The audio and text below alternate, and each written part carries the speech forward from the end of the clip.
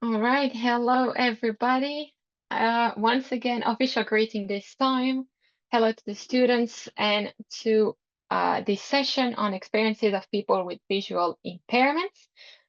Some of you might already know today's wonderful speakers from either the opening event chat or from the University of Vaasa, but let me just quickly introduce them again in a few words. So please correct me if I'm wrong. Murtada, you are a business development manager at TD SYNNE. Not sure if I pronounced this correctly. Yeah, it's okay.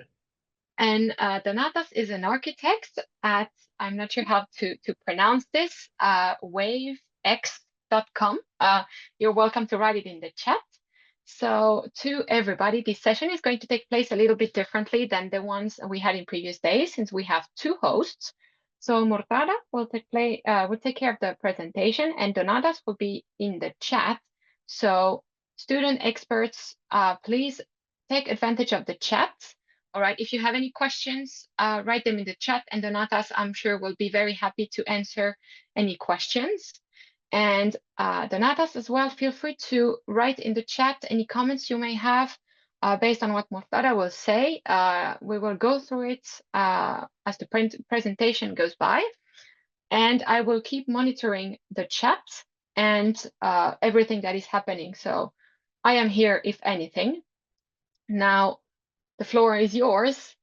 Please go with everything, and I will just interrupt at one point for the students' treasure hunt, since this is an activity that they might be curious about, waiting for today's clue. So the floor is yours. Thank you, Tiffany. Let me share the screen just a second.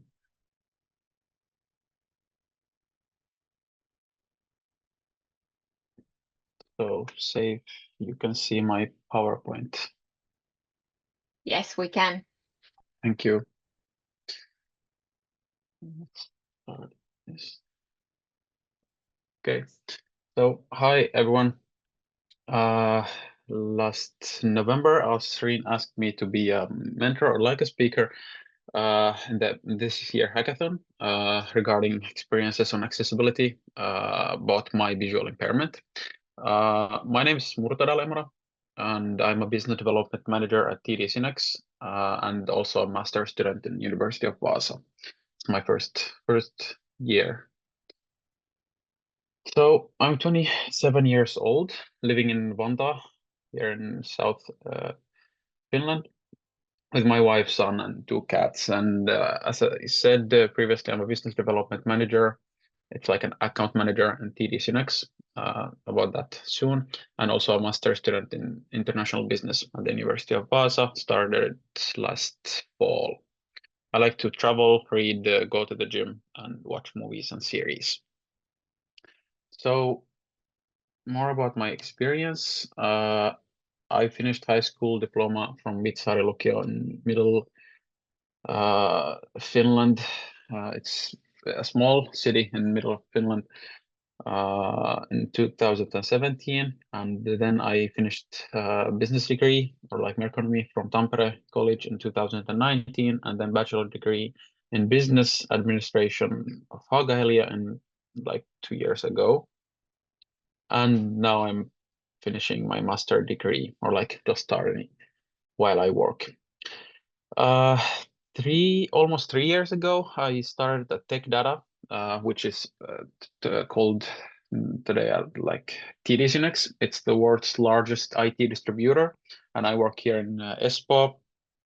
I started as sales specialist, then I became junior business development manager last year, 2 years ago, and last year I became a business development manager in Cisco team. So I focus on Cisco solutions. My focus areas are Cisco Meraki, like a cloud IT, and the Cisco collaboration. It's Cisco AV portfolio. I'm also a sub super user at TD SYNNE and the Cisco 360 representative. It's like a Cisco program. I tell customer about it, and like for people who doesn't know what like business development manager or BDM does, it's like an account manager. So I'm account manager for small and medium-sized businesses, resellers here in Finland. And we work with B2B customers. So we don't like work with B2C customers. It's like an advanced solution team in TD SYNNE. Why I'm talking or presenting today at hackathon, I might seem like a normal guy, and that's like a big problem to me because I have retinitis pigmentosa. It's an inheritance disease, eye disease, that worsens over the time, and I might lose all of my vision. Right now, my disability severity is at 90%. 2 years ago, it was at 70%. So it's getting worse. But even though it comes to 100%, I might still see. So it's good to understand that blindness is not always someone that doesn't see anything. It's like a pitch black because I still see, and it differs from different like eye diseases. And just a note that there is like thousands of different eye diseases in the world. But I have retinitis pigmentosa. The symptoms that I have is tunnel vision. That's the worst of it, and because weak vision, I also have weak vision, and we can like fix that with like, glasses, very big glasses, kind of, because my vision is like -40 and minus 12. It's very bad bad value, and I'm also have night blindness.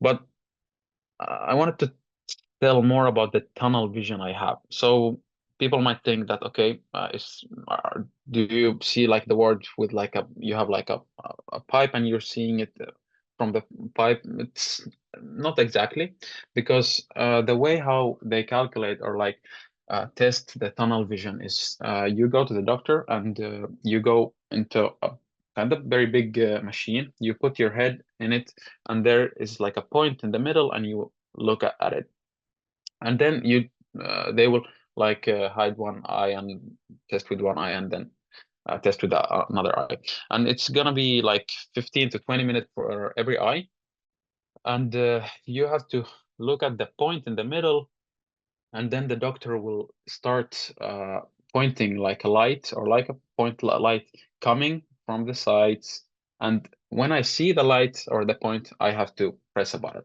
and the points start coming from different areas, just for the doctor to write or like draw a picture of my eye vision, tunnel vision. So it differs because it's not always like a circle. It might be like this. And when I said in the start that it worsens over time, it means that the tunnel vision, it's always like some smaller and smaller. So in a few years, it might be like I don't see my eyes that are here that I see now, and when I put them here, I will see them. Yeah. So that's my vision right now. It's at 90%. There's no cure to this condition. It's inherited, and I got it from my mom's side, and I it won't be with my son because he got like the chromosome from my dad's side and the other chromosome from my wife, but like it will be like 50% to our daughters. So it's kind of. But the good thing is that it will end with our daughters, so that my grandkids won't have it. So it will like end there.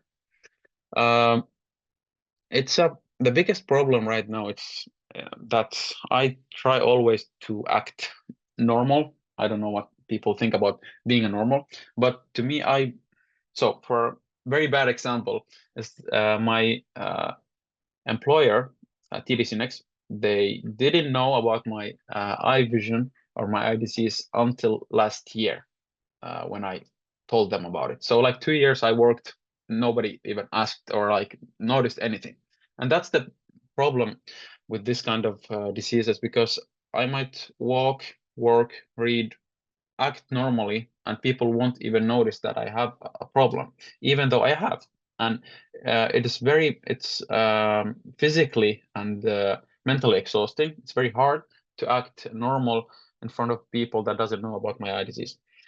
But I promised myself last year that I want to come closer to find out like a solution to my life, not solution to this eye disease, because actually I'm used to it, and it's something about my personality, it's something about me as a person, so I don't really care about it. But like to people, because the biggest problem here is people, not the eye disease, and I will come to that later during this presentation. Yeah. What are the challenges of this eye disease? There's a lot of challenges, and actually, when I built this presentation or this PowerPoint, I had to think really deeply to understand it. Even though, because I just said that I'm used to it. To me, I'm a normal guy. I don't I don't think myself as I have a 90% blindness. But when I started listing my problems and challenges, I started like noticing, okay, this is not normal because it is difficult. It's difficult to live with it. It's difficult to work with it. It's difficult to study with it. It's difficult to have hobbies with it. Uh, and I just need to understand that there are things that I cannot do. There are things that I will not do in the future. And that scares me in some way. But like if we think about the physical challenges, it's maybe I will start with the ergonomic challenges. Actually, yesterday I talked with the doctor about that I have back pain, and I know the reason. The reason is that when I work, because my work as a business development manager and as a like master student, it's like 70-90%. It's like with the laptop or with the phone. We have a meetings, or I go visit the customer, or the customer come visit me, or I have like presentations, etc. But still the work is with the laptop. So right now I'm using like 27-inch screen, and I have like I don't know if this is like 12 or 13-inch laptop. But now I'm in a good distance with this big screen. But when I use the laptop, I will be like very, very close to the screen, like maybe this close to the screen to look. Now, someone will ask a question that why don't you use a bigger screen, or why don't you zoom? Now comes the other issue, that I have the tunnel vision. So if I want to work efficiently and finish my work in a good timing, or like don't want to do a small task for like an hour or 2 hours, I want to be kind of quick, and because I know like someone who doesn't have this kind of issue, he will do like my task in 5 minutes, and I will take like 15 minutes because of my eye disease. So the problem here is that if I use a bigger screen, right now I'm focusing only on the presentation. But in my work, when we use like QMT or CRM, or like these other programs for like quoting or order tools, there is actually, I calculated, there might be like from 30 to 50 different points I need to focus on. So there are a lot of values, a lot of numbers, a lot of letters, a lot of things I need to check that they're right. So the order and the coding is not will not go wrong. So if I use a bigger screen, I will have to move my face like from here to here and from here to here, and like just move it around. But when I use my smaller laptop, that is 12 or 13-inch laptop, it's easier for the tunnel vision, but then it's harder for the weak vision that I'm kind of fixing with the bigger screen. So that's a big problem. So yeah, I have back pains because of ergonomic ways I sit, and there isn't like a lot of things or like tools I could like use, or I don't actually know about them. Mm, I I'm using right now like this kind of small device. It's like a camera. There's a cameras, and when I open it like this, it turns the screen turns on, and I can take a picture of like a receipt or a paper or something. So I don't need to put the paper like this close to me to read it, because I can't see it from like a normal distance. I can like zoom it with this and read it. But yeah, this is fixing the weak vision, but it's not fixing the tunnel vision. The tunnel vision is the biggest problem I have. Of course, with the ergonomic challenges, I also have like eye strain. I have headaches, fatigue, because yeah, I'm using laptop like 7 to 8 hours a day with the work and school studying, and then using, of course, my phone or watching TV or something. So screens are a big part of my life. There's also a difficulty recognizing faces. That is very bad if we think about an account manager or like a salesperson, because you need to remember faces. You need to remember your customers. That's a big problem. I think I have a good memory, but still, it with this eye vision, it's something very hard for me. Of course, then we come to the like moving around the office or public spaces. That's something like that's a different story, because that's like hardest part or the most difficult part of my life, like a daily life. Uh, I do like right now I do like 3 to 4 days at work at the office at our office in Espoo, and 1 to 2 days at my office here at home. But like because the problem is like I trip over objects and over people, and that will have a problem, because if I'm walking in a public space outside, like in the mall or other place, and I trip over someone, or like trip over object, like break someone's phone or something, it will have a big problem, and then will come the other problem, that I'm trying to act as normal. So then when I see like someone getting mad or like having question, why did you like trip over me, or is there like a problem? Then I'm like, I'm sorry, I didn't see you. I have eye vision, and that's like also like a problem here. Yeah. Uh, I don't have driving license, of course. I've never had it, and that then I lack like independent mobility. I can't use like public transportation. It's very hard for me, so I only use taxis, and that's also another problem, because then I limit myself to know and when will the taxi come, and it have like a different small problems. I know it's not something big, because I'm already used to it. I talked about the different programs I need to use in my work in our studies, and like as a IT distributor, there's like over 15 to 20 different programs we need to use, not daily, but like weekly. There's of course like the programs we need to use daily. So yeah, there is. I'm not sure are they all like accessible to people with visual impairment. I'm not sure about it, but what I've used till now, I know for sure that they all are not. For example, the CRM we are using, it's very old, but it's something we can not change, because it comes from the United States, and they choose which program we are using. It the designs or the user interface they use, it's very complex for person like me, and there's like a problem that people will not fix the program, they try to fix you, or like let's try and not fix you, or like trying to find a way on how we can make it easier or like more accessible for you. There is It's good to a understand. question Yeah, in the chat. Sorry. yeah, no What problem. do you think about death and mental health in people? Death. Deaf, the ears. You cannot Okay. hear.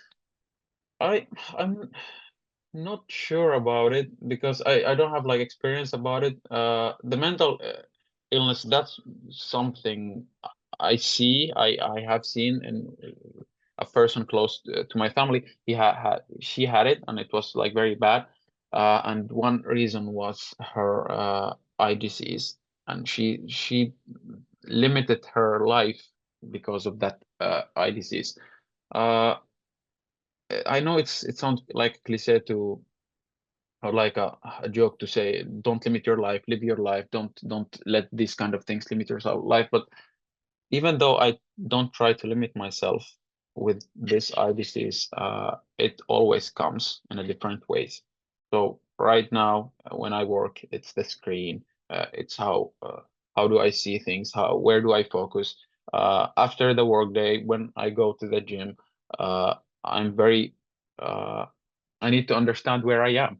I need to focus on everything, everyone around me, because you don't know. So at home, yeah, I can like walk normally because I know that where the stuff are. There are not stuff around the house that I might trip in them. But like when I go outside the ho house, there will be like a lot of things that I will uh trip because it's people don't know that I have a problem, so they won't like try to change that thing in them. Yeah. Murtada, may I interrupt you? Thank you so much for this very honest and open sharing. And I have my own confession to share. But before that, I thought that Donati, maybe you could share similar the way in the same line Murtada is, because the Donatas has a speaking impairment, if I'm not mistaken. And I think it's very important that we hear your story in the chat. So maybe along those lines, as Murtada is presenting his story, how, what does it really mean in the daily life, and how things work? Maybe you could text for us the same story of yours in the chat. And I think maybe you could have some insights also regarding the deafness, meaning of people also who have difficulties to hear. That would be very, very helpful. And Murtada, please continue. Once you're done, I have something to share from our side about, how this whole idea of having you started here, and, confessions to make. So thank you so much. Please continue. Thank you, Ashri. Yeah. So as I said in the beginning of this slide, that when I start listing these challenges, I start noticing that life is hard with someone that have a visual impairment, and it's even harder for someone who have this disease, but he tries to act as he doesn't have a problem, and that is something. Before we can like fix, or like I don't know why I'm using the term fix. It's not something bad in us that we need to fix. It's something we need to make easier or more accessible. I'm sorry. I'm still using trying to get used to this. It's something that it's like it's a fight inside of me that I need to get, because as I said, I am 27 years old, and I was born here in Finland, and I went to school in a very small town. My parents are from Iraq, but even though I was born here, I have like this cultural problem that am I Arab or am I Finnish? I don't know. So in the town there weren't like any immigrants or like people with immigrant backgrounds. So it was very, very big problem because I was different as a person, and then I have this eye disease, and yeah, I just chose to act normal. And till this day, I'm still fighting with it, and to try to understand it. But as I said last year, when I chose to open up and be like an open book about it, it's because I know that one day I might lose all of my vision, and then I don't wanna choose to just sit down and don't do anything. I still wanna succeed at my work. I still wanna succeed at my studies. I still have dreams to have. So I don't want to limit myself, but it's a big fight. It's a mental fight inside of every one of us before it's like a physical fight with these kind of challenges. This the misconceptions about my visual impairment, they don't come like daily. They came a lot when I was younger, when I was like in high school. as I said like many times in this presentation, I've already used to this. I'm a very religious person, and I think that this is something God gave me, and I'm okay with it. It's part of me. I don't try to fix it. I don't try to find solutions, because I know right now there is no cure for it. And someone might think, okay, why don't you do laser surgery? It won't work.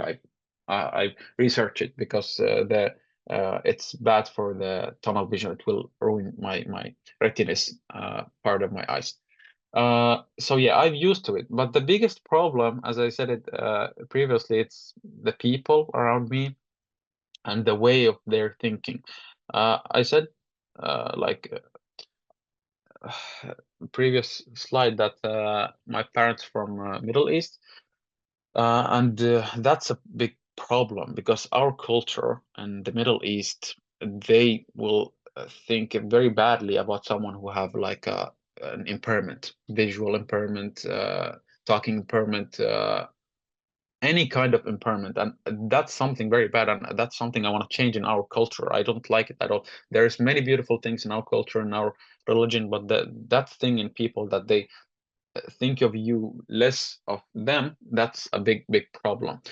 It still happens here in my workplace. I know people that will like think that I'm less of them because of my eye disease, and that's, people do and think in their own way. I don't want to change them, but of course I will be like, okay, if you think in that way, that's how I'm gonna respect you. I'm not gonna give you more respect because you don't respect me. So I will respect you the same way you respect me. So yeah, the people are the biggest problem. They will they will say stupid things because they don't understand the thing. So when I go visit the Middle East, a lot of people are saying, "Oh, why are you using glasses? Why don't you do laser surgery?" Exactly, these kind of things. And I'm like, I don't want to even have this conversation, because I have it many times. And uh, even though I try to tell people and to tell them that there is a different, very wide range of eye disease in the world, and the laser surgery, it will fix like a few of these diseases, but it will not fix my problem. The another misconception is that I don't look blind, and I think that comes from the fact that I try to not look blind. But after all, blindness is, even though my blindness right now is 90%, and one day it will become 100%, I still might not look blind. I have a white cane, the white stick that like blind people use. I can have the dog that will help moving around. But people need to understand that not all blind people are blind, that it's like pitch black and they don't see. But yeah, if I use like my white cane, or like use like sunglasses, I might look blind. I don't know what people mean with when they say you don't look blind, because if if I go to the office and I trip over something, that's something to me, and that's something to me. I say to myself, okay, now I look blind. So it's these small things that will make me look blind. But after all, blindness is different from person to person, and there is a different levels of it. Uh, that's also something people might say, if you can see something, sometimes why you don't see it all the time. I've noticed this when I do quotes and when I do orders in our system. Like most of the time, everything go well, but let's say like once a week or twice a month, one quote might go wrong. There is a lot of reasons for that. It might the lighting might be bad, my eye fatigue, especially in the ending of my workday. For example, now, because the last two hours of my work is always bad, and then I need to study and that. So that also like different, and the contrast of the system. These kind of things, they always come. So it's good to understand that my vision is not always the same. I don't know how I can like explain it, but in the morning it difference, in the night it difference. And when I said that I have also night blindness, I don't see anything in night. So here in Finland, half of the year is like blind outside, or like dark outside. It's very, very hard for me to see outside. That's also something we have here in Finland, or like in Europe or United States, the stigma in the workplace. If all the people, they know that I have this disability, even though I like to be open book. If someone asks me, I will talk to them about my problem. It's not something, but I still feel that a lot of people, they assume that this impairment, it affect my work, or it will make me like bad at my work, or like slow at my work. And that's why it's hard for me to open up to everyone, to tell everyone that I have this eye disease. Mm, I have like it's a small example. Last year in November, I wrote something in my LinkedIn. I kind of open up about my eye disease and how it affects my life, and what are my future regarding it. I noticed that some of my customers, they are actually, like, we call them our partners. Some of our partners, they started like acting weird, but it's not something bad, because one of them, we had a meeting and he wanted to present something, and he opened the Excel, and then he said to everyone, okay, and right now I will zoom because I know Murtada can't see. So I respect it. I liked it that he wanted to help, but then comes the other part of me that is thinking, okay, why did he say that I don't see to everyone? And that's a problem. People will, from their kindness, they don't understand what are they saying. I totally understand that. I don't have a problem with that. But that's also a problem with someone that is young and try to achieve something in his life. So I don't want people to start like being, oh, you need help, oh, you need that and this. And no, I want to do everything the same way people are doing it. And of course, I have bigger screen, I have like zooming programs, I have like this machine device I showed previously. Yeah, but after all, I still will and want to do the same that my colleagues are doing. So that's not something I want to have problems with it. And after all, like, raising awareness to create an inclusive work environment, I want people to ask. I don't, because I also like to ask someone who has like a visual impairment, or have any kind of impairment, or from different backgrounds. I like to ask, because I like people to ask me. There's nothing wrong in asking and understanding, because the misunderstanding is, that's just someone being stupid. He doesn't want to understand, and he doesn't want to ask. That's something I don't like. But I respect people who ask and don't be afraid. And even though they ask in a kind of like a way, why don't you see this and why you don't see that? That it's fine. I don't see any problem with that. Yeah. I think this is the last slide I have. And actually, the most difficult slide I did, because I had a meeting with my uh, employer 2 weeks ago, if I remember right, and she wanted to talk about my visual impairment. And uh, it's hard to have a meeting about someone who doesn't have experience about this.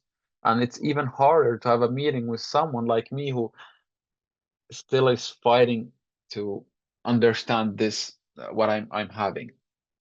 So the meeting was about how can Hidishinex make my work easier? How can it be more efficient? What are the tools? What are the programs they will have? And actually, my answer to her was, I don't know. I really don't know, because the way I'm working right now, I feel like it's a normal way for me. But when other people see it, they're like, why are you working? Why are you sitting like this close to the screen? Why are you working from a smaller laptop? Why don't you use a bigger laptop? Why don't you use this? Why don't you use that? But for me, I've already used to this, and that's a problem because this is my daily work. So I don't know what's not normal in it, but I know people who doesn't have the eye disease, they will see that there's something not normal in it. So yeah, the meeting was about that, and she tried to help with some things, but after all, it was a very hard or difficult conversation for both of us because yeah, it's hard for me to understand what I really need and what are the things that will help my eye disease to be better in my life. But of course, like high contrast modes, adjustable font size, voice commands, they're something we are already like know. But then come the bigger problem, the tunnel vision. What are the ways to improve the tunnel vision that I have? And good to understand that it's not like a pipe I'm looking at. It's like there are places in my vision that I don't see, and that's why I might like trip over object or people. And then there are like assistive technologies, screen readers, AI is very trending right now. So AI-based navigation tools. I don't have, I didn't research these kind of tools because the same, I will give the same answer that I'm already used to my way of working, but I know I need to change it.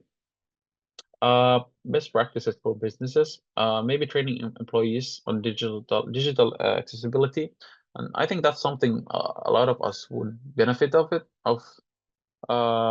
Even though people who doesn't have my kind of visual impairment, a lot of people use glasses. A lot of people have like a bad vision in some way, so a lot of people will benefit of this. That we will have a training on how to use different zooming programs, how to use different high contrast, etc. Hiring user experience designers specialized in accessibility. That might be uh, pricey for a lot of companies, but if we think that we're here in Finland and the law requires the companies to help people with different impairment. So I don't see any problem with that, that we have people who study this kind of thing and they will have solutions for it because I'm living it. I didn't study it and I don't really have like solutions for everything regarding my eye disease. So that's also a problem. And if I can interrupt yeah, just quickly, of course. so we have a question in the chat, and someone was asking how you convinced recruiters to recruit you amidst the impairments. You did mention that your employer that you have now just learned that you had this visual impairment, but did you ever have employer who were aware before the recruitment? No, I never had I never told anyone because I had the stigma, I have the fear that if I told someone, it will be hard for them to recruit me. So, Okay.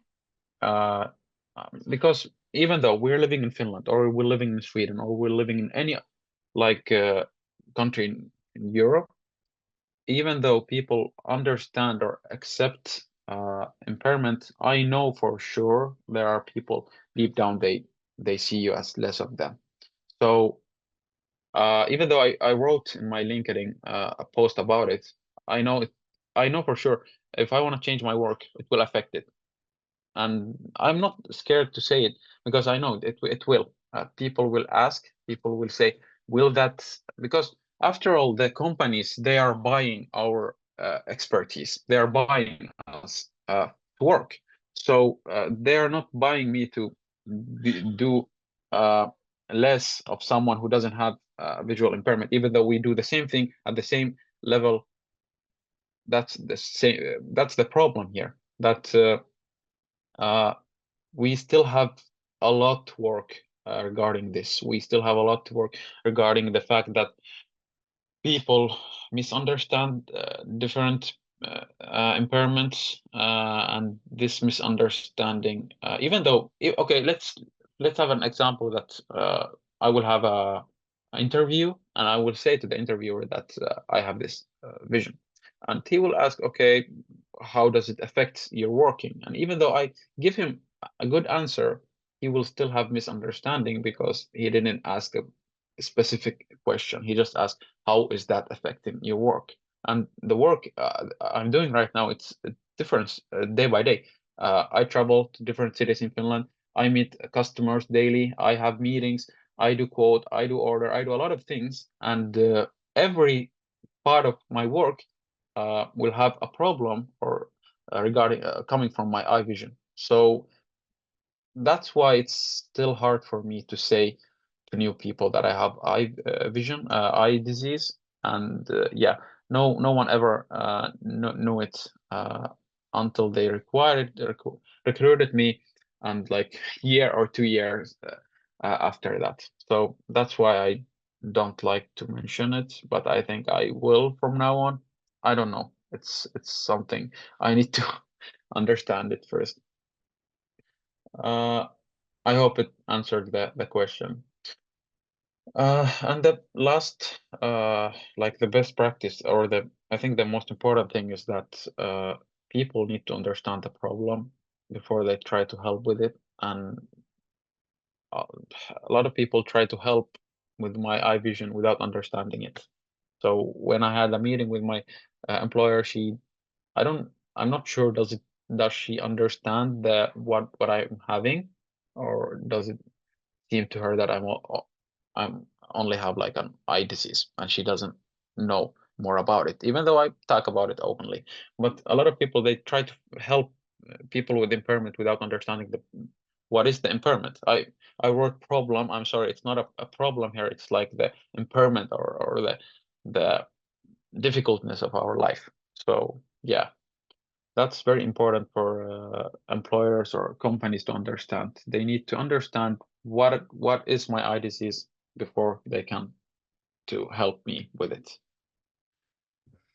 Murtada, thank you so much. It's Welcome. super interesting. And there is one question for Donatas in the chat. And Donate, maybe you can pick it. It's actually the same question like what you were reflecting also. What companies need to know, when we talk about the hearing impairment. And Murtada, I wanted to thank you, and I must confess, and I want to confess, because I think that it's very important, like what you said, a lot of people don't know. And first of all, I want to thank you that you were bearing me when I approached you with dozens of questions. And I guess I was exactly that person who asked these many stupid questions and don't understand. So thank you for educating me. But specifically, I want to confess in front of everyone, because I think that, for the person like myself who teach about diversity management for many years, I can tell you that I was equally so biased. And I think it's very important for every one of us to understand that working with our own biases, no matter how you feel that you are inclusive, are very important, right? So when I heard about your visual impairment, it was, first of all, I cannot tell you how many biases came to my head, right? So first of all, I think it was a combination of a name and, and I've never seen you before, or like we've never met, right? So I read the name, and then I read, okay, this foreign student is visually impaired. That was my first thought. And I must be very honest with you, right? And I can tell you how many other kind of a subsequent ideas came into my head in relation to this combination, first of all, right? Yeah. So, and then I got myself thinking. I approached several other colleagues. So like, have you heard of this student? And so on and so forth. And what's happening? And they were like, yeah, we also received this request. And, and I can tell you that I really had to catch myself and say, wait. Let's investigate. Right. So I think Yeah. that when you are saying very correctly that when we know about it, it immediately puts certain frameworks. True. It does, right? No matter how much I preached over these many years, it for me equally so, it put all those frameworks forward into my head. And then, of course, I acted as exactly that person who don't know, because you were my first case and I bombarded you with so many stupid questions, I believe. Can you Yeah. read? Can you do this? Can you click on the link? How can I do that? How can I, is the Moodle working? Is not working? And so stuff like that. And I must tell you that I was feeling very lost, because just as you said that, you know, that not every visual impairment means blindness, but when you read, you know, 80 or 90% blind, I was like, oh my God, he cannot see. He cannot do anything, right?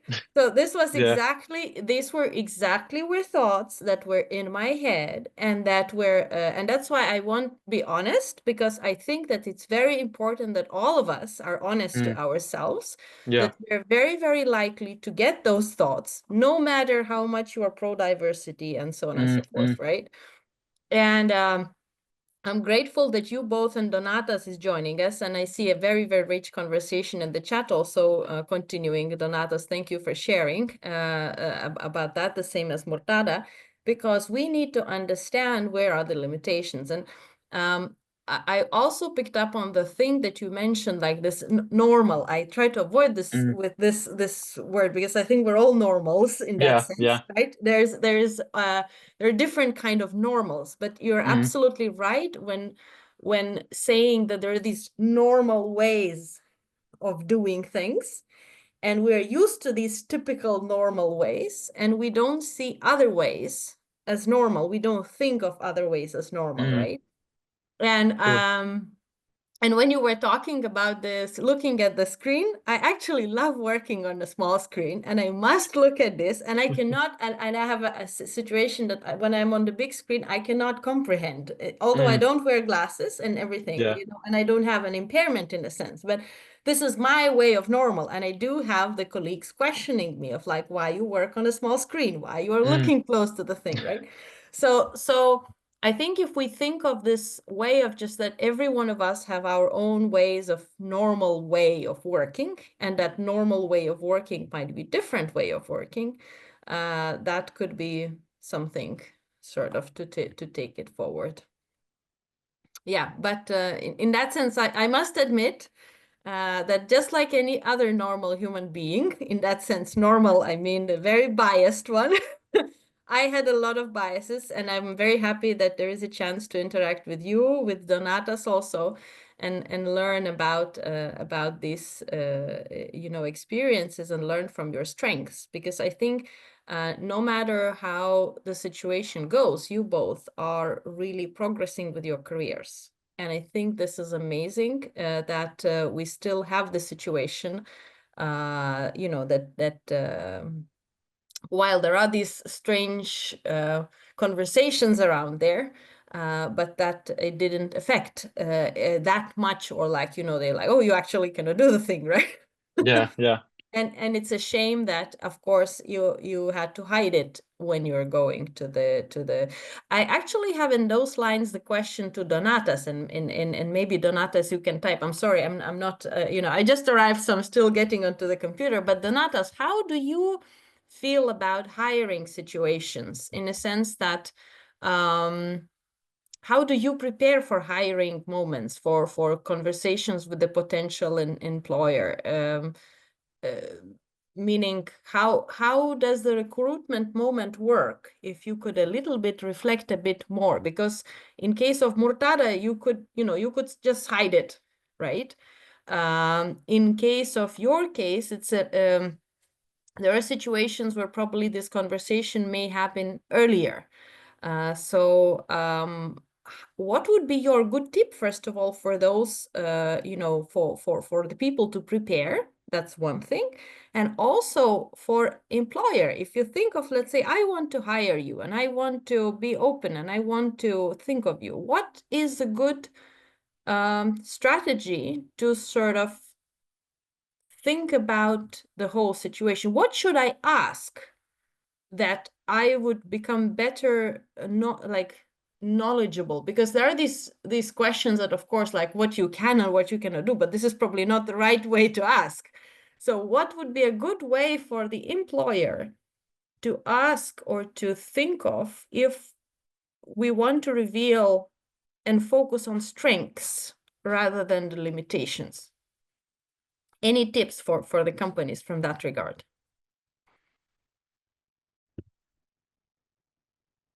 And that's a question for both of you, for Murtada and for Donatas.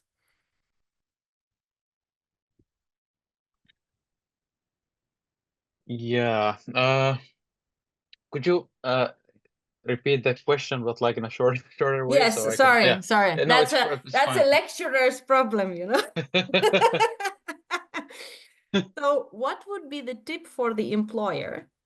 What questions to ask in order to, in the recruitment moment, to focus on strengths of people with, let's say, different than the regular audience, so that it wouldn't point like, can you read this, or can you hear this, or can you say this, rather than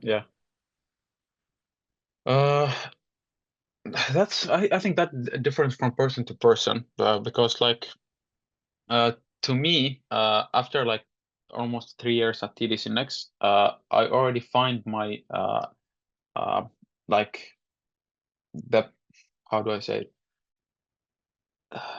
The ways of how I can work in a very efficient way, and these ways are me presenting to people, me having different events where I can present, and being like a professional, not like someone who has to be working on the laptop and doing quotation and order stuff.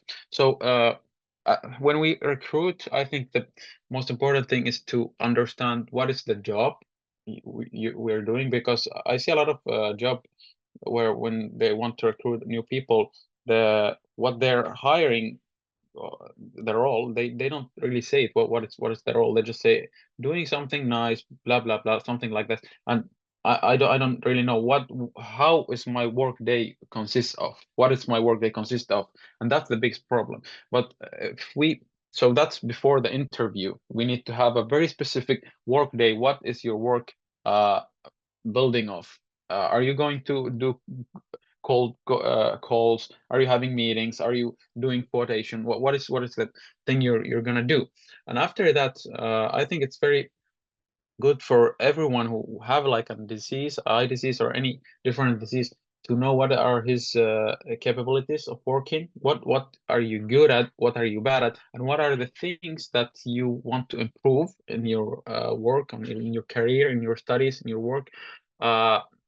So when the person really understand himself and what are his capabilities, I think we're going to have a very good conversation with the recruiter, because even though the recruiter, he doesn't have an experience with people with disabilities, the other person that coming to the interview, he can like, how can I say, like walk the recruiter through like a road, and finding a good points that, even though we end up with a situation that the recruiter is saying, okay, I don't think you're very good at this job role, but I have another job role good for you. And I think I had this problem when I started as sales specialist.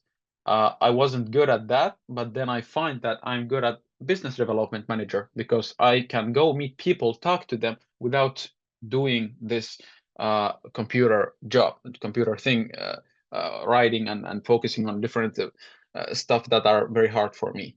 So I think when the person who have the impairment, any kind of impairment, when he understands himself and how does the impairment affect his life, it's okay to say that this is hard for me, I cannot do this, and you can just say, I'm good at this, I want to do this, and try to find a way of how you can achieve that. And I think I find that good work that I love doing, and it's a good balance that I have like a laptop work, and I have like presentation wise work. So it's good for my eye vision right now.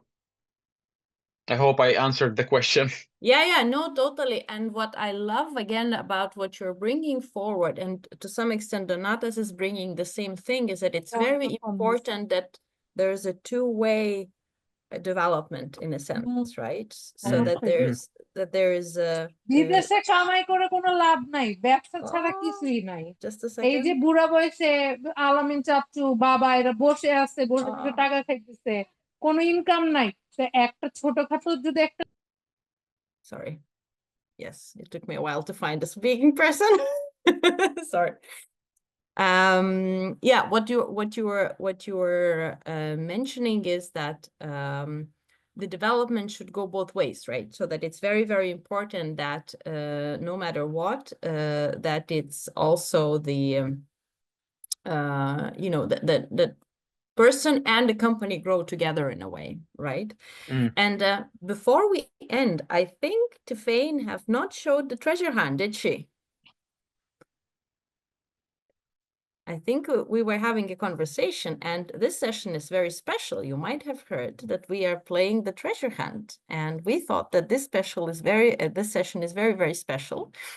And we want to show one more piece of the treasure hunt that our participants are collecting. So please take attention because the piece number 7 will not show up and not appear anywhere else anymore.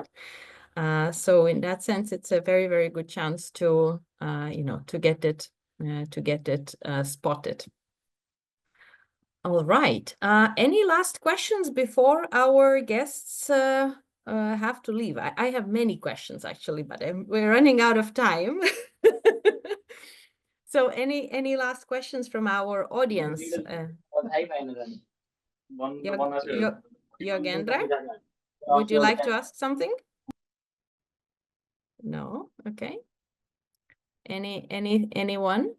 So if we think of if you think of in general, in like integration of people with special needs, how do you feel the situation is in your country? So of course, Murtada, you are in Finland, Donata, you are in Lithuania. What are the key pain points that you think are there? Because we seem to have a legal framework, we seem to have the sort of what's in a summary sort of for the closing words. What do you think needs to change at the core in order to achieve integration of the people who are a bit, you know, who are different than this normal, as you said, right? Sort of who have different ways of doing their own things. What would you suggest before we turn to Audrey? And Audrey, I see you are here. Great to see you. To be honest, I don't have an answer to that because when someone asked me previously in the presentation that have you ever told any recruiter that you have a visual impairment? I said no, because I have the fear that they will not recruit me, and because I said that we are still years until we find because let's say that someone don't recruit me, I don't have any reason, I don't know what was the reason he didn't recruit me. It might be my visual impairment, it might be something other, and I cannot show in any way that my visual impairment was the reason, because there are people who are still misunderstanding, and I don't know, are they scared to ask and to don't assume they might be scared, or they might be stupid, I don't know, and I don't care. So it's hard. It's still we are still, even though we are in Finland, it's still years behind until we find a way that the recruiter they only focus on your capabilities, on your what are you good at, and what is something we can improve in yourself. Until then, we will have a very good society. But right now, I still think that my name, my skin color, my religion, my sexuality, my impairment, they always take the bigger part of the conversation. So that's something bad, but I think it's the reality. Working with biases in that sense is essential. Yes. Thank you so much. Thank you so much, Murtada. Thank you so much, Donate.